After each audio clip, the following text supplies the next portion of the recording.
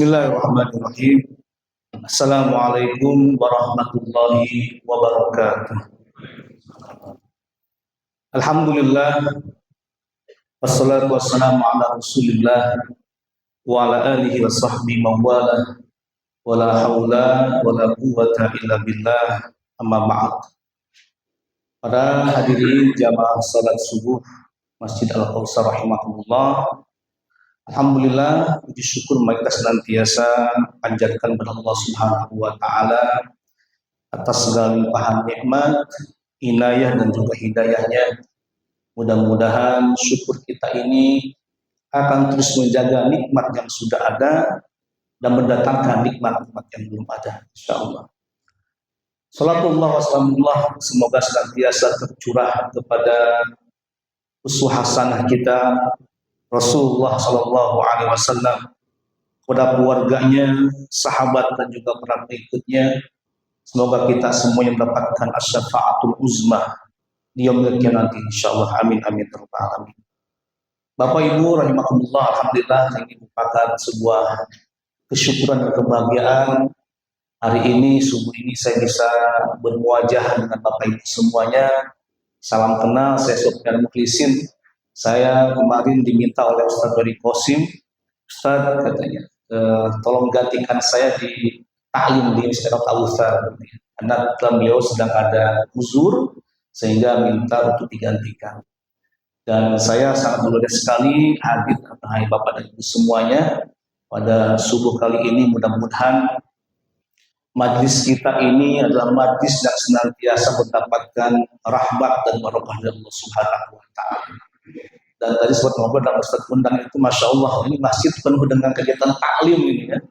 Dari aktif ya, banyak kegiatan taklimnya, mudah-mudahan mendatangkan berkah untuk perumahan Duta Kencana insya Allah ya.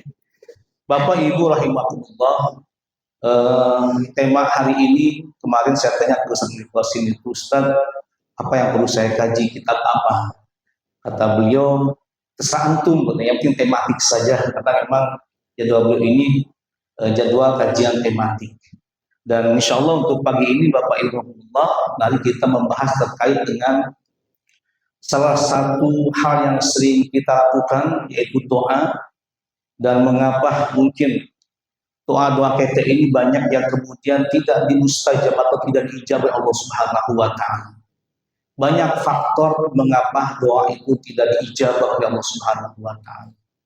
Dan salah satunya adalah terkait dengan apa yang kita makan. Ya. Apa yang kita makan itu sangat mempengaruhi doa itu diijabah atau tidak oleh Allah Subhanahu wa taala. Dalam sebuah sabdanya Rasulullah pernah berkata pada sahabatnya Sa'ad, ya Sa'ad, atibbat amaka takun mustajabat da'wah. Wahai Sa'ad, perbaikilah makananmu. Ya Sa'ad, atibbat amaka takun mustajabat da'wah. Perbaiki makanan.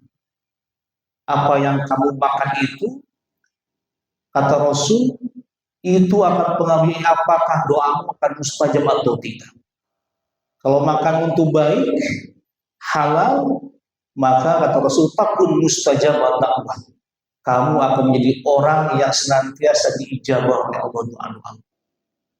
Najabakumullah gitu ya. Dalam sebuah kitab Bidayah Nihayah, Imam Al-Ghazali pernah mengatakan, wa'lam anna ta'amal halal la yunfiquhu illa man arafa al-haramu minal haram. Kata Imam Ghazali, ketahuilah bahwa makanan yang halal itu gitu, la yunfiquhu illa man arafa al-harama minal halal. Tidak akan dikonsumsi dengan baik kecuali orang yang tahu yang haram dari yang halal. Wa kana wari'an fi aqlihi, dan juga orang yang warok dalam memakannya. Artinya apa Bapak Ibu? Artinya adalah apa yang kita makan itu ya, itu harus betul-betul dia yang memenuhi dua syarat, yang halalan dan yang thayyib. Kalau yang halal mungkin sudah jelas, yang thayyib pun sudah jelas. Ya, al halal mubayyin wal haram mubayyin, kata Rasulullah SAW. Najamakumullah. Dalam fenomena sekarang jamakumullah, sekarang itu lagi fenomena itu masalah pinjol dan judol. Ya. Pinjol dan judol selalu berkaitan. Ya. Kalau dia sudah tercampur oleh judol, maka otomatis dia adalah pemain pinjol juga. Dan karena pemain pinjol itu pun ya habisnya bentuk judol, gitu ya. Dan ini sudah, masya Allah, sudah mengakar kuat di masyarakat semua. Bahkan OJK itu sudah menulis hampir jutaan orang yang terkena penyakit pinjol dan judol, ini penyakit masyarakat.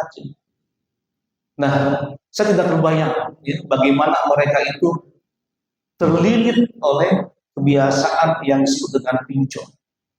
Dan saya kira ini bukan masalah mereka nggak tahu hukum, tapi masalah gaya hidup yang memang dipaksakan di batas keluar kemampuan.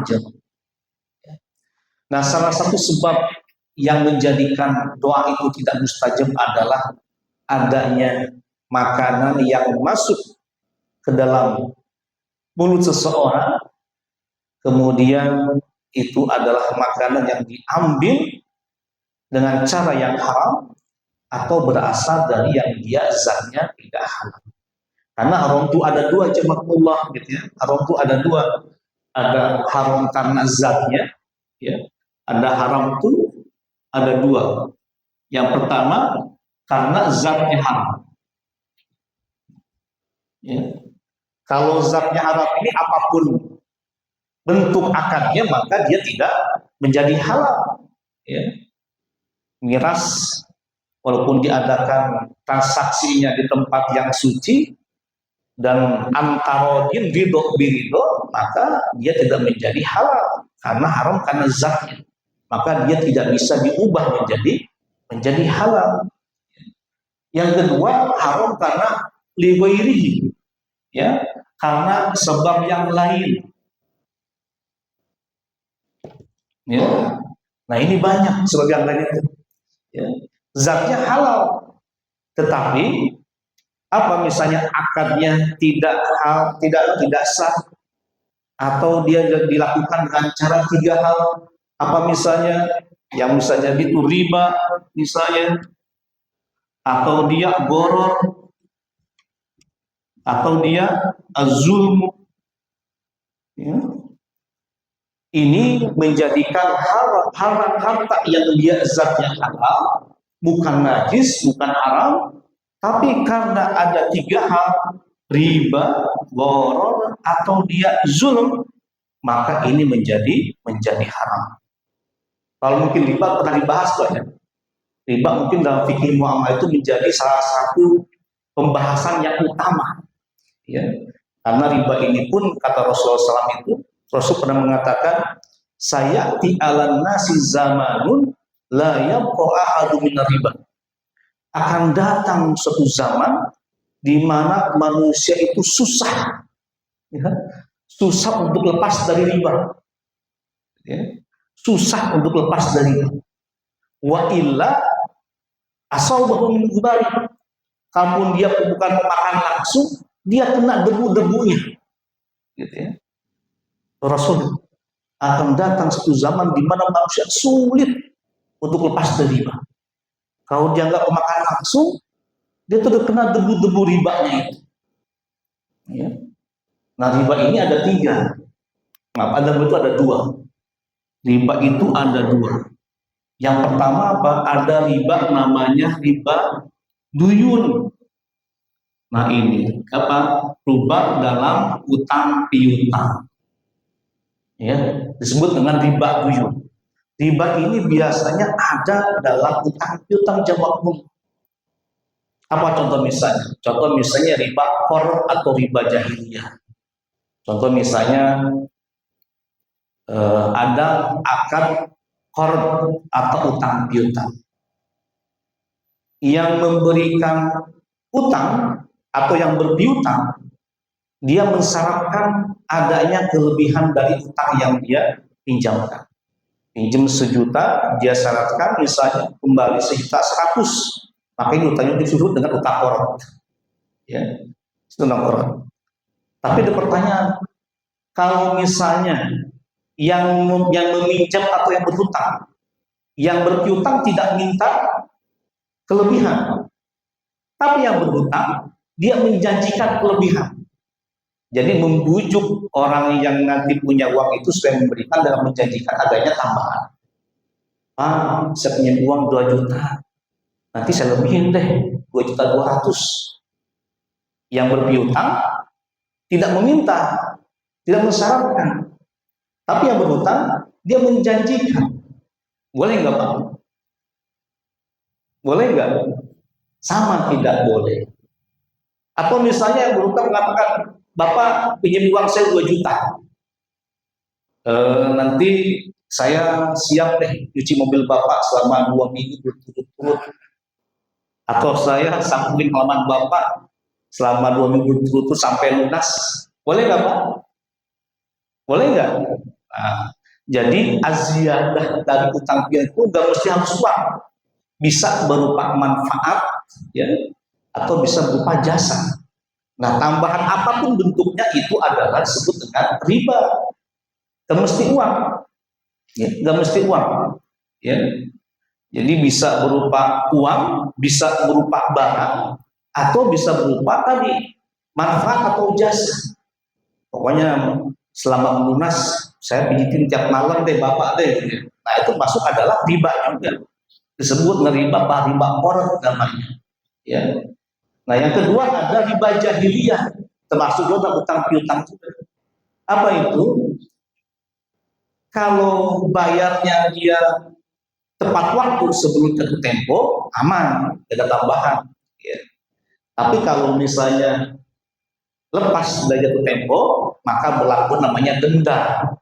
Nah, denda karena adanya keterlambatan bayar utang itu disebut dengan riba jahiliyah. Itu pun adalah riba. Gitu ya. Kalau di bank kita, bank konvensional lebih lagi. Ada koronnya, ada riba jahiliyahnya. Tepat waktu ada tambahan, ya. Jatuh tempo ada dendanya. Jadi double riba itu, riba koron dan riba jahiliyah, gitu ya. Yang kedua ada namanya riba nasi'ah, jemaah, ya. Ada namanya riba nasi'ah atau riba dalam sales, jual beli, gitu ya. Riba dalam jual beli itu pun terbagi dua. Ada namanya riba, maaf, ini ada riba buyuk, ya. Riba buyuk itu baik, ya. Riba dalam jual beli itu terbagi dua. Ada riba nasi'ah, ada riba namanya riba fadl, ya. Nah, riba nasi'ah yang makmur apa?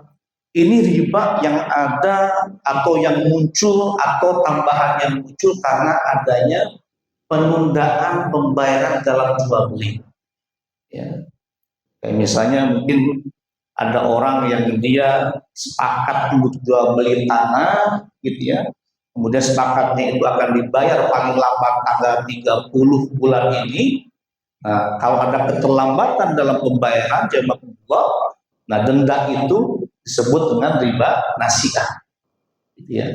Terlambat bayar karena adanya penundaan pembayaran, atau denda akan muncul karena adanya keterlambatan dalam pembayaran jual beli. Yang kedua ada riba fadl. Nah, fadl ini apa? Fadl ini adalah pertukaran barang sejenis tapi beda takarannya. Ini Rasulullah pernah menegur Bilal. Jadi Bilal itu pernah membawa seikat kurma yang bagus.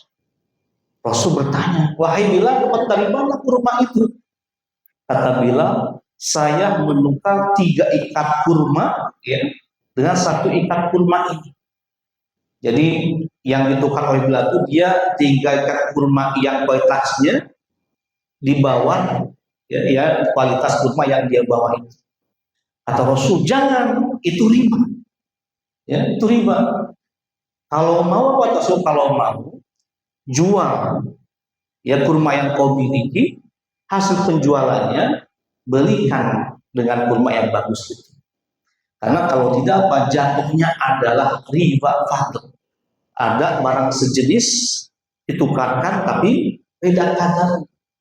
Ya, kayak misalnya ibu-ibu kalau mau jual emas kan ada penaksiran harga dulu. Mesti langsung tukar harga, langsung berpulang, tapi kalau taksir. Belang ibu saya hargai sekian. Belang ibu ingin itu harganya sekian. Mbak ibu nambah sekian. Itu enggak riba fadl. Walaupun beda, walaupun sama jenis, tapi ada pembelian terlebih dahulu. Ya. Atau misalnya apalagi, misalnya boleh nggak Pak Akom menukar uang, ya, menukar uang. Biasanya kalau pas lagi mau lebaran tuh, ya, dikasih angpau ke anak kecil, ingin nukar 1.000.000 pecahan 100 menjadi pecahan 5.000 rupiah, ya, yang didapat hanya 970.000 rupiah misalnya, atau 950.000. Boleh nggak Bu Pak? Nggak boleh. Kenapa? Sama-sama rupiahnya. Ya, itu jatuhnya apa? Riba fadl. Tapi kalau beda mata uang, ya terserah. Money changer A dia kasih rate sekian, money changer B kasih rate sekian, nggak masalah. Kenapa? Karena beda mata uang. Dolar dengan rupiah, real dengan rupiah, ya. Itu semua dibolehkan kalau beda jenis. Tapi kalau sama jenisnya, ya syaratnya harus sama jumlahnya dan harus dia al-qabdu, harus diserahkan secara langsung atau harus saling menyerahkan barang secara langsung, atau dalam teknologi transfer boleh. Yang penting harus taqabud, saling memiliki barang tadi. Najakumullah, riba ini termasuk yang menjadikan harta sesuatu yang dia mungkin halal, zatnya halal, itu menjadi haram, ya, menjadi haram. Yang kedua apa? Yang kedua adalah goror. Apa goror itu? Apa goror itu, Pak? Apa? Goror itu artinya ketidakjelasan. Ya, ketidakjelasan. Nah, akad yang dia agak gorornya, maka konsekuensinya apa? Konsekuensinya berarti kepemilikan barang dia tidak sah. Apa contoh misalnya? Contoh misalnya Rasul mengatakan jangan ada 2 akad dalam 1 akad. Ya. Contoh misalnya ada orang yang dia menjual barang dengan 2 harga. Ya. Boleh nggak harga cash sekian? Misalnya harga cashnya 5 juta. Harga kreditnya itu 7 juta. Boleh nggak Pak? Harga cashnya 5 juta. Harga kredit menjadi 7 juta. Boleh nggak? Boleh nggak? Nah, DSN katakan itu adalah boleh. Selama ketika akad berakhir dengan kejelasan mana akad yang dipilih. Apakah nakdan, apakah dia cash, atau dia muajjalan, atau dengan cara takjil, dengan cara kredit. Dibolehkan. Apa nggak boleh? Yang nggak boleh kalau tidak ada kejelasan. Misalnya, oke, saya ambil barang ini, tapi nggak menjelaskan harga mana yang diambil. Nah, ini apa? Ini namanya adalah goror fis saman. Ada ketidakjelasan dalam harga mana yang diambil. Atau misalnya boleh nggak jual beli hewan yang masih dikandung oleh induknya? Wah, ada sapi limosin grade A. Wah, kayaknya nih kalau lahir anak jadi kayaknya sama kayak induknya, bagus. Kita beli yang kita beli anaknya yang dikandung. Kita kasih DP apokes dia. Boleh nggak Pak? Boleh nggak? Nah, tadi kalau kaidah borol berarti apa? Nggak jelas. Bisa jadi nanti dia lahir cacat, gitu kan? Atau dia lahir misalnya nggak sesuai ekspektasi kita. Yang kita harapin, oh ini bakal unggul nih, grade A kayak induknya gitu ya. Ternyata lahirnya nggak sama dengan ekspektasi kita. Itu namanya goror. Tapi kalau kita beli induknya boleh nggak? Nah, boleh. Kenapa? Karena anak dia tabi, ya, li ummi. Karena anaknya dia sebagai pengikut dari induknya. Tapi kalau dia yang di objeknya itu adalah janinnya atau anak yang dikandung, itu goror namanya. maka dia tidak boleh.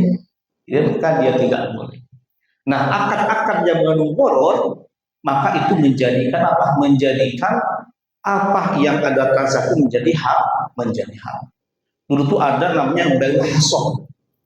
Ya, dulu zaman jahiliyah itu Pak ada yang bai'ul hasoh.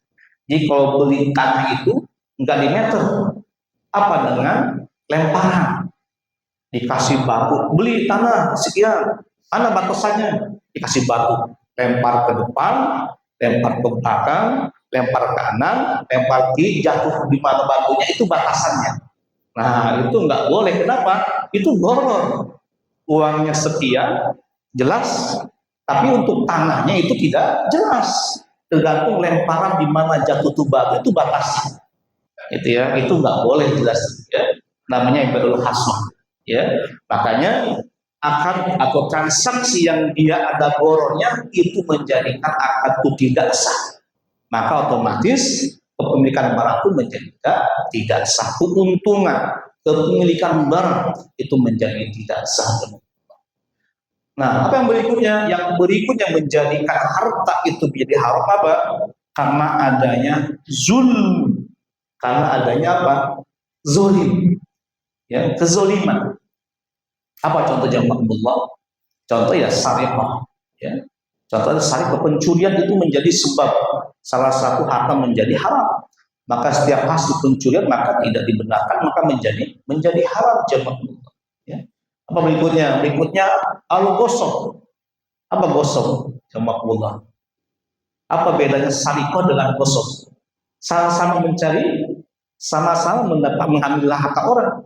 Itu bedanya apa? Nah, kalau gosok ini dia biasanya itu dikaitkan dengan al-i'adah ya, atau ilja. Apa? Dia mengambil manfaat benda ya tanpa seizin pemiliknya, namun kemudian dia dikembalikan ya. Itu pun kata para ulama Maliki harus ada kompensasinya. Apa? Kalau orang yang misalnya memakai sendal orang lain tanpa izin gitu ya, atau memakai apa misalnya barang lain tanpa izin gitu ya. Nah itu bedanya apa? Itu adalah gosok namanya. Al syariah dia diambil manfaat dan bendanya diambil dan manfaatnya. Kalau gosok dia hanya akhdul manfaat, dia mengambil manfaatnya, dan dia kata Imam Maliki itu harus ada kompensasi seperti ijarah. Dianggap apa? Ada uang sewa atau kompensasi uang atas pemakaian manfaat yang dia ambil tanpa seizin pemiliknya. Nah, jamaahullah, ini termasuk adalah az-zulm. Kalau semua ini dilakukan riba, gharar dan az-zulm, maka harta yang tadinya halal maka menjadi haram karena dia haramun ya, bukan karena zatnya, tapi haramun li ghairihi, haram karena sebab yang lainnya.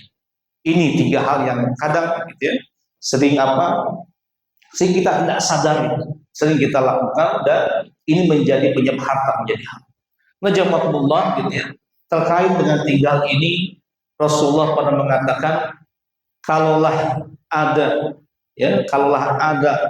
daging yang tumbuh ya, dari min suhtin, dari sesuatu yang haram, yang kotor, maka kata Rasul, fannaru audani, maka neraka itu lebih utama darinya. Saya teringat dengan sebuah kisah dari Umar bin Khattab al-Adil. Umar itu pernah diberikan segelas susu unta, ya, segelas susu unta. Setelah diminum, yang berikan itu sahabat yang lain. Setelah diminum, Umar tanya, dari mana susu unta ini? Kata pemberi itu mengatakan, ada unta ya, yang unta saya minum di sumur orang lain. Kemudian saya peres susu itu gitu ya, saya kasihkan ke Umar. Umar langsung kaget. Langsung dimuntahkan dari susunya. Kenapa? Karena minum dari sumur orang lain yang tanpa seizin unta tadi. Saking hati-hatinya jemaah. Saking hati-hatinya. Kenapa? Sedang minum di sumur orang lain dan belum izin yang unta itu. Diambil susunya, diberikan kepada Umar, langsung dimuntahkan. Saking hati-hatinya, ya, saking hati-hatinya. Padahal mungkin ya yang dia minum itu belum jadi susu gitu ya, airnya itu. Tapi di saat minum di saat susu dari sumber orang lain, kemudian dia peres susunya, dapat 11 diberikan, nah itu kehati-hatian jemaah, kehati-hatian. Dan pernah Bakar Siddiq itu diberikan makan juga oleh seorang yang kemudian setelah dimakan itu bertanya, dari mana makanan ini? Dia mengatakan, kata laki ini, dulu saya pernah menjadi seorang yang artinya pernah menipu seorang, dan makanan ini hanya dia bertobat. Nah, ketika makan ini dibeli dari hasil dia menipu orang, ya.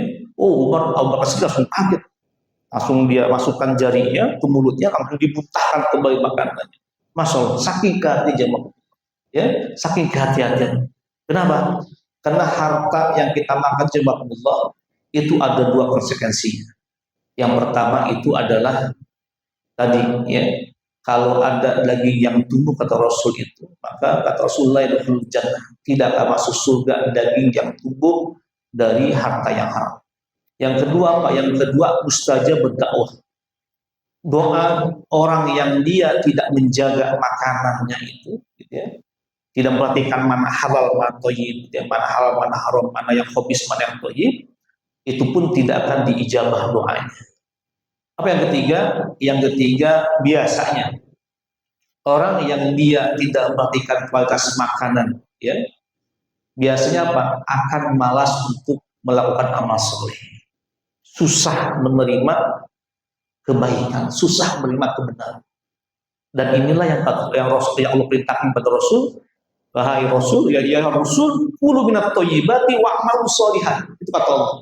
Kata Allah, wahai para Rasul, makanlah yang baik-baik saja, wa'malu sholihan, dan beramal soleh. Kenapa? Karena makanan yang kita makan itu bisa menjadi energi. Kalau dia makanan baik, itu menjadi energi yang baik untuk beramal soleh. Tapi kalau makanan yang kita makan itu dia makanan yang khabith, ya, yang tidak halal, yang tidak thayyib, maka tenaga dia, waktu dia pun biasanya akan dihabiskan untuk sesuatu yang tidak baik. Ya, malas beramal soleh, tidak mau menerima kebenaran. Nah, jamaahullah, ya. Terkait lagi dengan pinjol dan jodol tadi, jamaahullah, ya. Kenapa judul itu dalam bahasa Arab dikatakan sebagai bab al-maisir?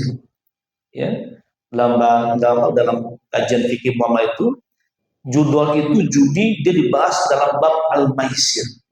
3 akar katanya, ya, sin, ro, ya, sin dan ro, maisir.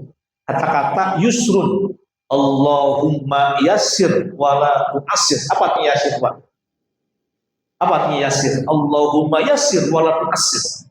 Ya Allah, mudahkanlah. Nah, jadi kata-kata maisir itu apa? Karena memang maisir itu atau judi itu identik dengan orang itu mendapat harta dengan cara yang mudah. Ya, makanya sudah kata maisirun, sesuatu yang mudah, karena memang orang mendapat harta dengan cara mudah. Dia pasang taruhan, ya, dia pesan nomor atau dia beli apa, udah tunggu kabar. Kadang dia untung dengan mudah, tapi untung mudah juga ruginya, gitu ya. Mudah untungnya, mudah juga ruginya. Nah, maisir ini jelas Allah kata sebagai Rasul Allah mengatakan sebagai ridsun, ya, ridsun min amali syaitan, gitu ya, sebagai sebuah suatu yang kotor dan dia salah satu perbuatan syaitan. Nah, judul ini jamaahullah, gitu ya. Allah ibaratkan para pemainnya ini seperti orang-orang yang mereka kehilangan arah dalam hidupnya. Karena apa? Karena mereka menggantungkan nasibnya bukan kepada Allah Subhanahu wa Ta'ala, tapi kepada apa yang dia usahakan. Dia naruh taruhan, naruh apa, ya, itu tidak tawakal namanya. Bukan berarti orang itu tawakalnya tinggi. Naruh tawakal Allah, namanya nareman, enggak. Ya, justru dia tidak tawakal kepada Allah Subhanahu wa Ta'ala. Nah, judul ini jamaahullah, ya, dia merupakan salah satu kebiasaan bukan cuma di sekarang, tapi ternyata juga kebiasaan umat jahiliyah. Ya, kita kan saat ini hidup di zaman yang masya Allah, ya. Apa dosa yang tidak ada dosa zaman dahulu yang tidak ada pada zaman ini? Apa dosa zaman dulu, umat terdahulu yang tidak ada pada saat masa kedesakan? LGBT, perzinahan, miras, judi, apa yang tidak ada? Ya. Liwat itu hanya ada pada zaman Nabi Lut. Ya. Miras, sekarang Masya Allah, kita hidup di zaman yang Masya Allah, semua dosa-dosa umat dahulu ada pada saat sekarang. Gitu ya. Tantangan kita berat ya. Nah tadi kata Ustaz Kundang itu perlu ada tazkiyatun nafas, betul, gitu ya. Karena dia memadu antara syariat dan akhlak. Nanti kita kaji kitab Ihya Ulumuddin itu penting betul. Ya. Bagaimana kita bisa wara', bagaimana kita bisa apa? Bisa zuhud dalam arti yang sebenarnya. Ya. Dalam arti tawadhu dalam arti sebenarnya. Ridho dan syukur dalam arti sebenarnya. Karena kita butuh kayak gitu. Kita hidup di zaman yang Masya Allah tidak ada satupun dosa umat yang tidak tampak sekali. Ya. Pas saya baca apa berita itu, Indonesia menjadi 5 negara terbesar LGBT di dunia. Ya, Indonesia menjadi 5 negara terbesar LGBT di dunia, Pak. Ya. Dan juga saya pernah baca ada Bogor itu, ternyata Bogor pun termasuk yang sudah terkena fenomena LGBT yang sangat masif kita ya. Kita betul-betul punya tugas berat didik anak cucu kita ini ya. Di tingkat kampus pun kita sering mengarahkan mahasiswa takut ngeri gitu. Karena banyak orang yang nyusup ya ke fakultas, ke kampus itu memang mereka sudah terstruktur kayak itu, ingin menghancurkan akhlak anak kita ya. Makanya jamaahullah ini ngaji kita ini sebuah salah satu ikhtiar kita ya untuk senantiasa saling mengingatkan tawasau bil haq, tawasau bis sabr ya. Makanya Masya Allah pengajian di Al-Kautsar tadi saya dengar sangat bagus dan aktif, banyak kegiatan ilmu yang dilakukan di Masjid Al-Kautsar. Mudah-mudahan ini ikhtiar Bapak Ibu menjaga lingkungan perumahan ini untuk menjadi baldah thayyibah wa rabbun ghafur insyaallah jamaah. Jazakumullah ya. Inilah 3 hal yang menjadikan harta kita bisa menjadi harta yang haram. Dengan tadi apa yang kita makan itu akan mempengaruhi 3 hal tadi. Maka jamaah hati-hati ya. Tidak sekedar hanya kuantitas. Kita mencari apa? Kualitas. Halalnya bagaimana, thayyibnya bagaimana ya. Bukan sekedar banyak ya. Honor banyak, gaji banyak, tapi kemudian tidak kualitas halal haram tidak diperhatikan. Na'udzubillah summa. Mudah-mudahan Allah senantiasa berikan kita rezeki yang halal. Allahumma rzuqna rizqan wasi'an halalan thayyiban mubarakan insyaallah. Mudah-mudahan Allah senantiasa mudahkan urusan kita. Allah berikan kita kesehatan dan afiat insyaallah. Berikan rezeki yang halal, anak-anak yang saleh dan lingkungan yang baik buat kita semua insyaallah ya. Mungkin tahunan sampai jam berapa biasanya? Disuruh, berarti ada waktu Bapak berapa lagi? Mungkin jawab, mungkin Bapak Ibu jamaah yang bertanya terkait dengan apa yang akan disampaikan, tafadhol silakan mau bertanya. Iya.